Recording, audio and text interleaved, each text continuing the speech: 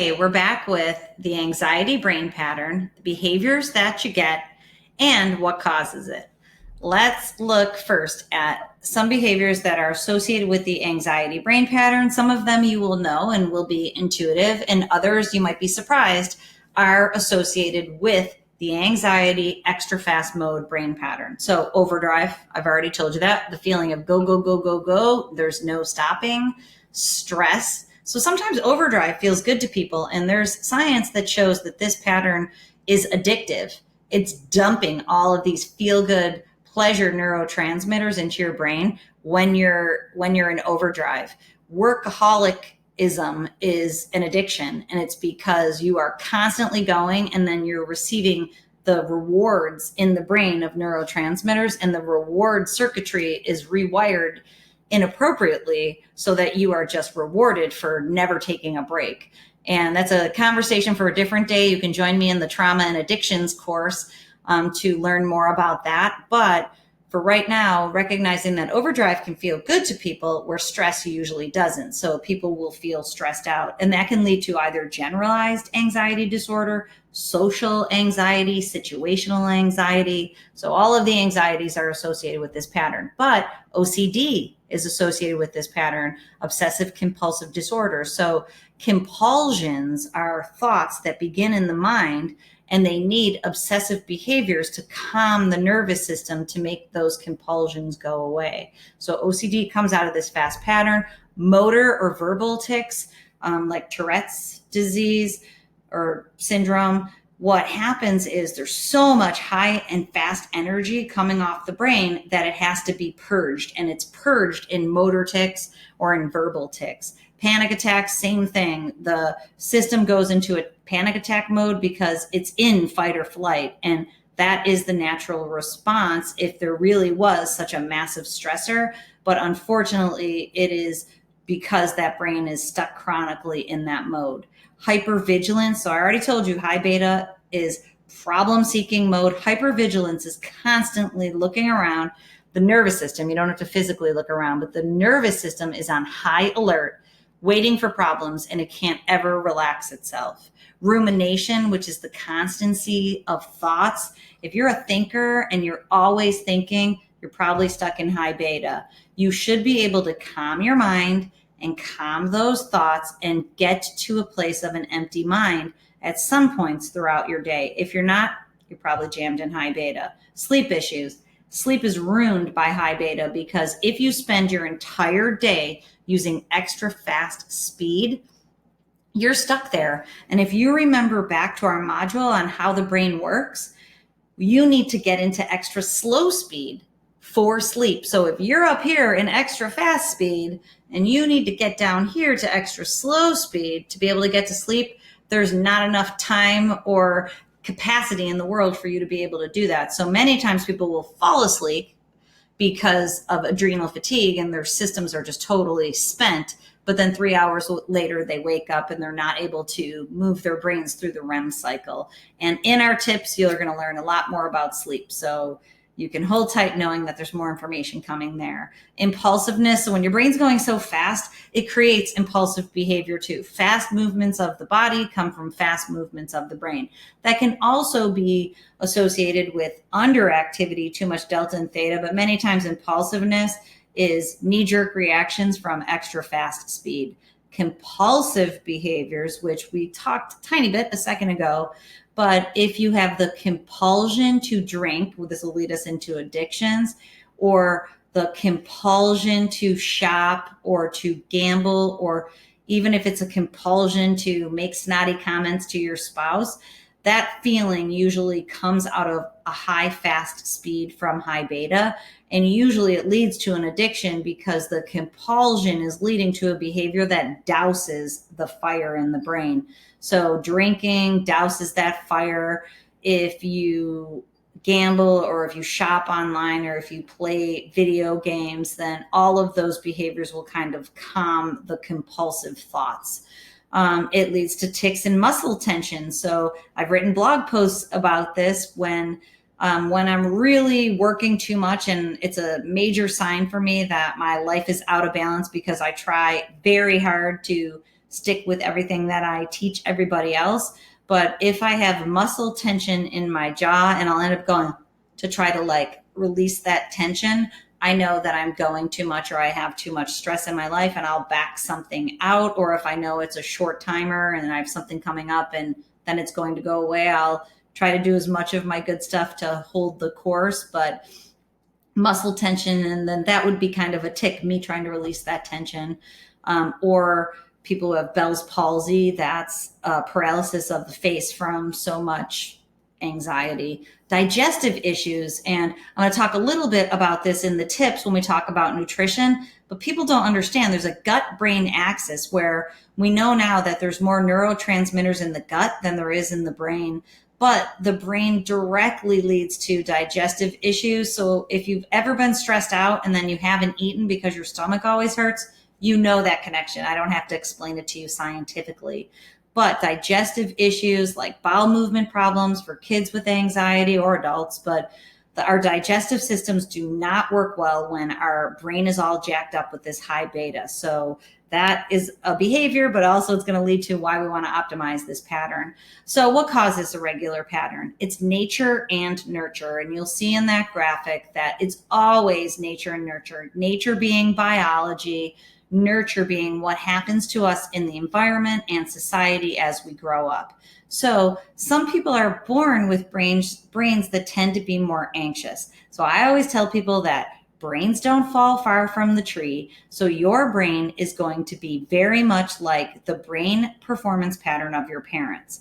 But I speak from experience on this. Both of my parents' brains run fast. They run hot. I just mapped them a few years ago, and they're in their mid to late 70s, and their brains are on fire. I did not tell them that. I told them they looked okay, because I actually gave them a lot of tips and techniques knowing they'd probably not use any of them, and I bought them some tech that they could use, but I didn't want to freak them out at this point in their life. I told them, you're running a little fast, but they are running very fast. I've already known that. They are goers. They never don't think. So, which has probably led me to where I am today. And I started this journey over 20 years ago, 25 years ago. I've been on this journey of personal development and how I can use my brain its best to get myself to my authentic self, the one that's really me in there. And that's a conversation for a different day, but that is hugely important to bring your anxiety down. When you're trying to be somebody else, it gives you a lot of stress. When you're just being yourself, knowing some people aren't going to like it, then you can live authentically. But my point about that is my nature says that my brain would run fast. And I spent the first 20 years of my life running super fast. All right, it was 30 years of my life. I got 2 PhDs at the same time. I got accepted into medical school when I had 5 children. Yep, those are symptoms. But then miraculously, my work from the 10 years before that clicked. I declined going to medical school. I was able to bring my brain into this performance pattern now that it runs really well. It hums. I'm able to enjoy my work. I'm able to enjoy my family. So my point about that is that's the nurture. For the first 30 years, my brain was in overdrive. And I was taking from the example in society and my family that I've got to go, go, go. There's no rest for the wicked, right? I used to say that all the time.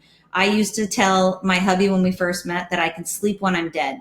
I would barely sleep. Now I sleep like it's my job. I get 8 hours of sleep a night, and if I don't, I'm annoyed. So I set my alarm to go to bed because now my brain health is so important for my longevity.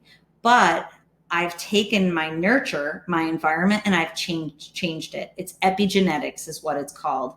I'm able to use my thoughts and my actions to trump my born brain pattern, and I've changed it, which is why I know you can change it too. Now it runs perfectly, and I keep all these great strategies in place so that it can run perfectly for the rest of my life, God willing. So when you've been in a chronically anxious state for a really long time, it's called neogenesis. Like literally the anxiety pattern will become your new homeostasis, your new operating mode. You do not want that. So if you're already in that place that you go, go, go, and you don't know how to chill even a little, then you are the person that I am talking to. You're in a negative feedback loop. So this anxious brain pattern gets you no sleep. It gets you time. I have issues with time, and I'm working on that still. It's probably my last piece. I always feel like there's not enough time, and I always feel like I'm late for my life. But actually, it's way better than it's ever been. But what that will do for me is will give you constant feelings of stress if you don't have enough time and you're already late before you're out of your bed. So that brain pattern reinforces those behaviors, which then makes me feel late all the time, then which gives me more stress and relocks in the anxiety brain pattern through Hebb's law. What we want to do is we're going to shift that anxiety brain pattern into a better one, and we're going to create an upward spiral for change. And you need it. It's important. Okay, so what causes this brain pattern, either in nature or nurture? So trauma is a big one. And when I say trauma, and again, I have a whole workshop on trauma that you can join, but trauma can be low-grade trauma that's happened by being part of a dysfunctional family for your whole life. And there's so many people out there, unfortunately, it's the majority, that grow up in dysfunctional families with parents that are not emotionally mature and don't know how to handle just life as it's coming at them with their children. Or there's big traumas that will give you PTSD. And we know that those traumas immediately impact the brain. So either low grade or big traumas will create a lot of these behaviors. Numbing behavior, and that goes back to addictions, insomnia, decreased ability to concentrate, hopelessness, nightmares and flashbacks, intrusive memories, or just repression of those memories altogether, as in most low-grade traumas.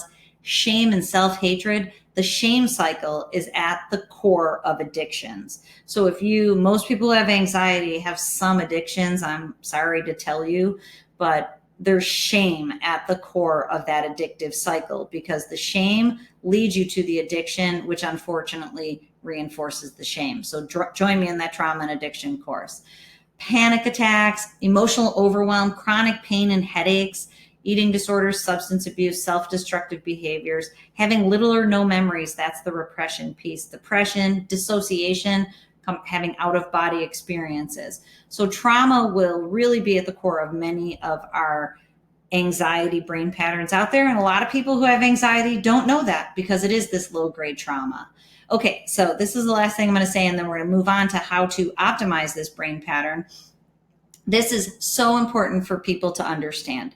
Our brains, our nervous systems are basically like pendulums. So if you remember how a pendulum works, when a ball here on a pendulum is pulled out, however far it is pulled out to one side, it has to go out that far to the other side because of science. Our brain performance patterns are the same. And so this goes back to the burnout and depression aspect, or just your responses or your reactions in your life. So if your brain is pulled way far out to the right and you have these super hyper responses, then you'll also have these super big responses in terms of happiness and in terms of anger and sadness and being mad. And you can see that on these faces. That's what creates mood swings. You swing really high to the left with happiness, really high to the right with discomfort and anguish. The goal of my workshop here with you is to teach you how to keep your brain in the middle, how to use perfect, optimal brain speed so that now your brain only swings out a little. It stays in the green zone. It swings out a little to the right, getting a little agitated when something goes wrong, and it swings out a little to the left, getting happy when something goes right. There's no need for these big reactions when we can have these small responses. The big reactions come from swinging way far out into super fast speed and way far out into super slow speed. So when we keep our brains in the middle, that pendulum doesn't swing nearly as far out as it could. It swings out where it should. I hope you understand that, because that's the goal. So why optimize a brain pattern such as the anxiety pattern? I'm going to tell you why in the next lesson. So follow me through. It's fascinating. You probably already possibly know a little bit about it. Follow me through and I'll tell you. Thanks.